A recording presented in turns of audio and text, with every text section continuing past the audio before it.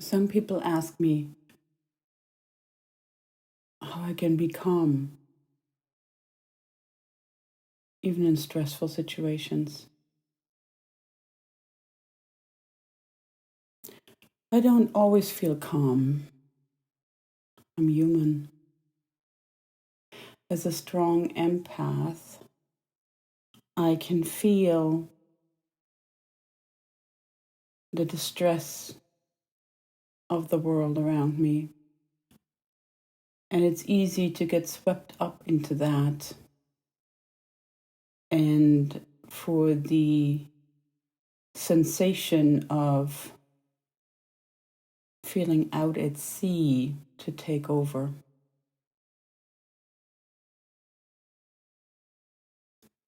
I've had many close contacts with anxiety and depression.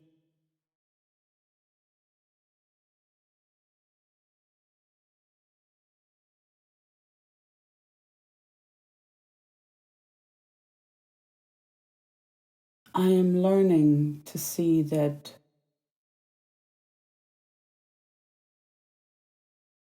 we don't have to be lost out at sea when it comes to our feelings and emotions.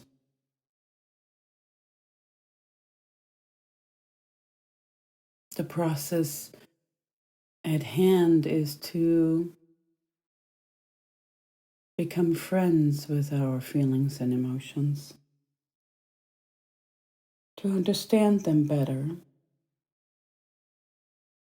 in order to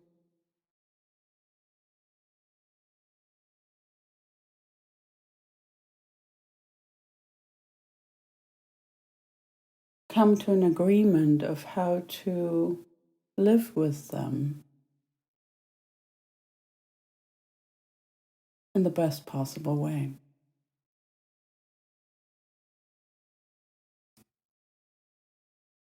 Today's feature is about how do we face fear and transmute through it.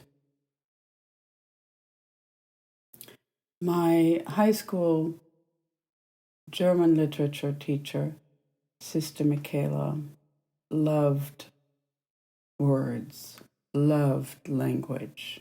She spoke, I don't know how many languages fluently. And I distinctively, almost 40 years later, remember her distinguishing between the two main German words for fear. The first being Furcht, F-U-R-C-H-T, Furcht. She explained that Furcht is a fear of something concrete, something you can identify as the source of your fear.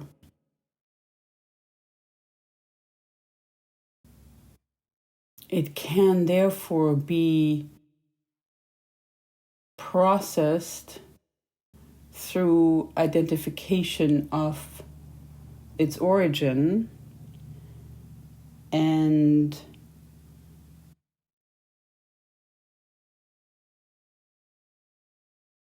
a consideration of the appropriate response. That in itself can be challenging at times, but it is a very potential logical approach that's invited here. The second word for fear in German is Angst. A-N-G-S-T. Angst. Angst, she explained, is a fear of something that cannot be named, cannot be pinpointed. It is just an overwhelming sensation of losing one's equilibrium, having the floor pulled out from under your feet, and a helpless grappling attempt to find footage. When one is not clear where this fear originates from, how can one address that? How can one respond? Angst is the fear many of us are facing nowadays. Unprecedented situations with no pre-existing blueprint of resolve and resolution.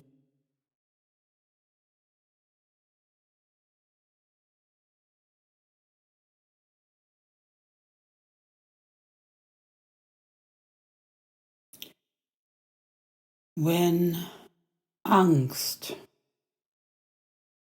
hits me, in quotes, out of the blue, in an overwhelming fashion,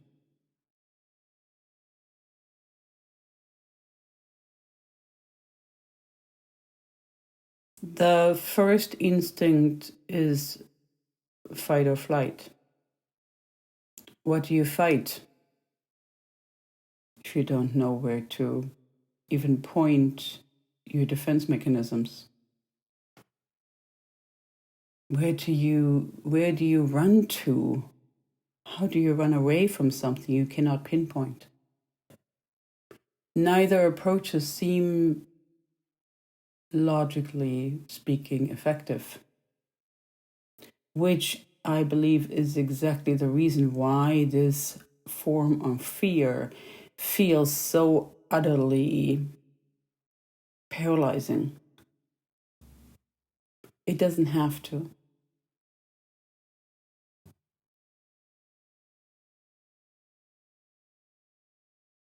I have come to the conclusion that these moments of overwhelming sensation of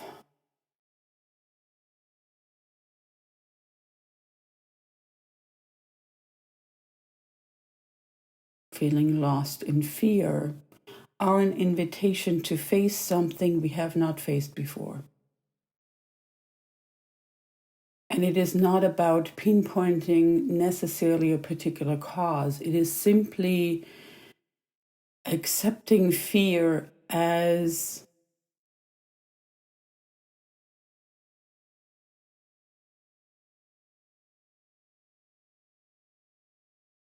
maybe an exercise to strengthen our inner peace muscle, our inner calm muscle.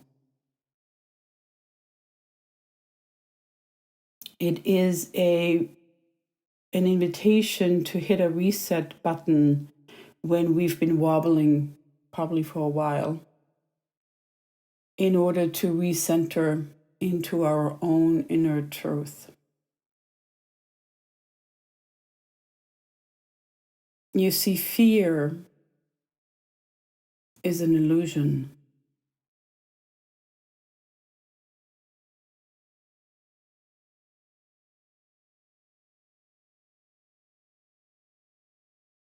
It is a stimulator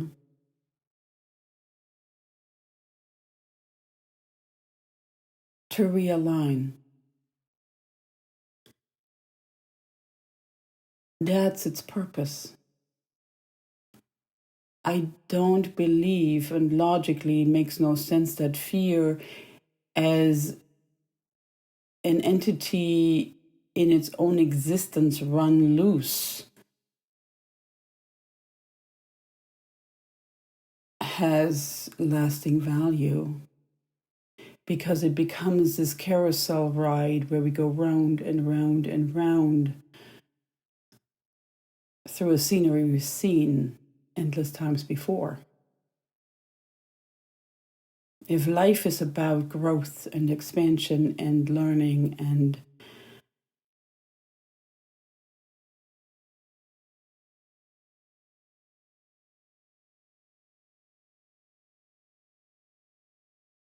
seeing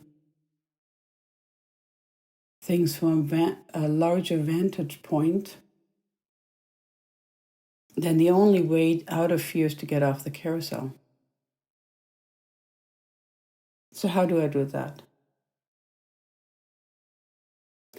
It is a form of discipline that takes practice. It is advisable to practice it when the fear is relatively small. Just like conditioning a muscle, you don't necessarily start with the heaviest weights. You build yourself up.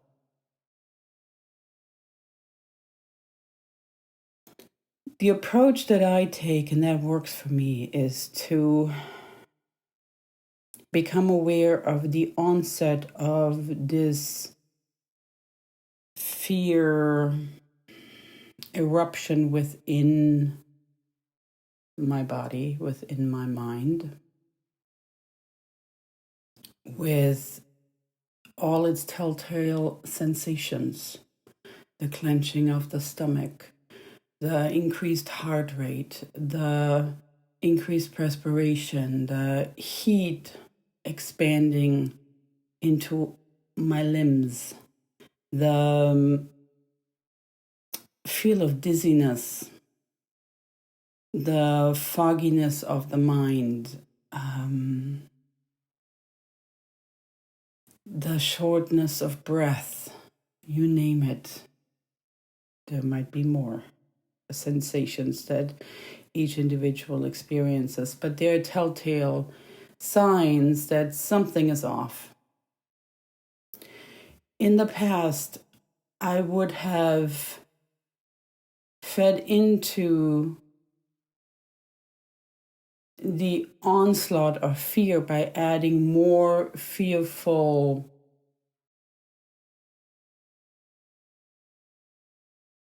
projections. It's like adding oil to a fire. That's when this sensation can burn out of control in a jiffy. The discipline is to stop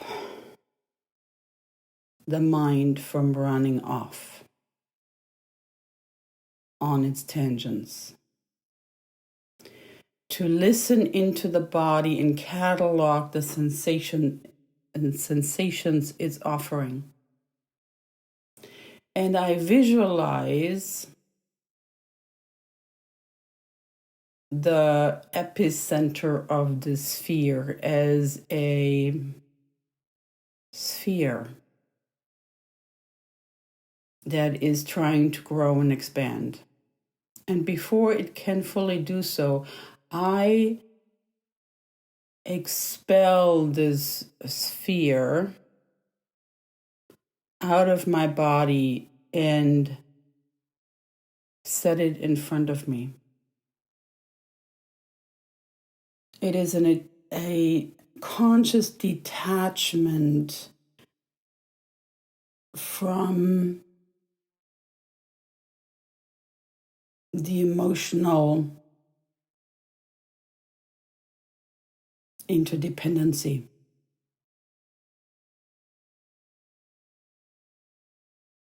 I turn from the fearful, the one overcome by fear, into the observer of fear. I make it non-personal.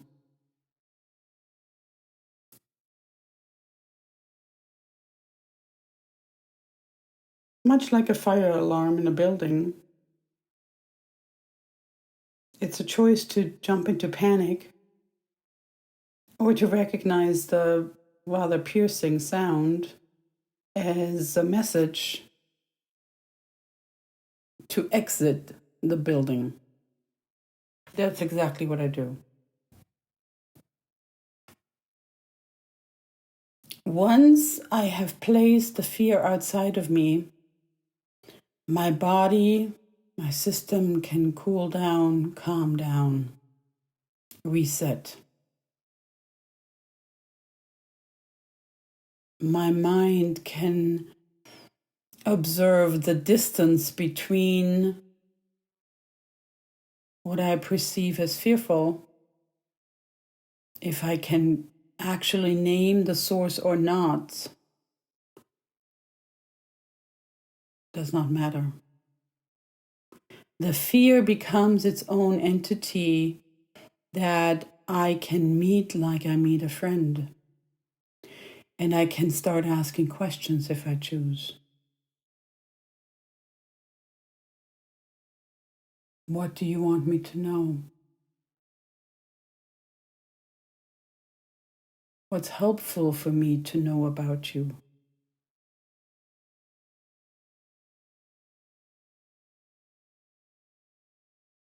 What will it take for me to release you? Which is the next step.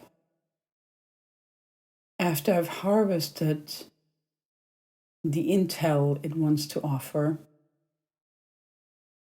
I invite, request, ask the fear to be dissolved in love.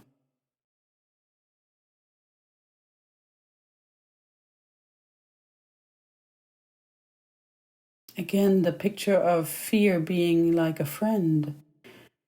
If you've ever had a friend who's been in turmoil and who just needed to let it all out, all their inner upheaval, and you just listened without taking it on, just to be an open ear. And when that process is complete, to simply be grateful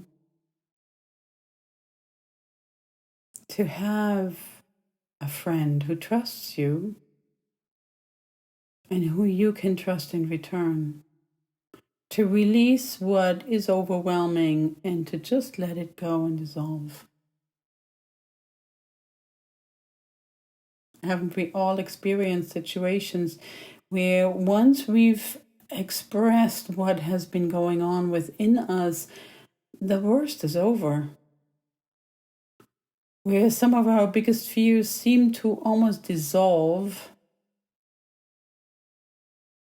in the very doing of sharing, having this conversation. You can have a conversation with fear.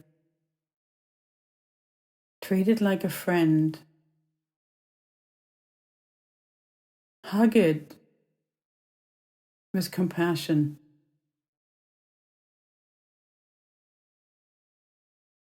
And then release it back home where it belongs.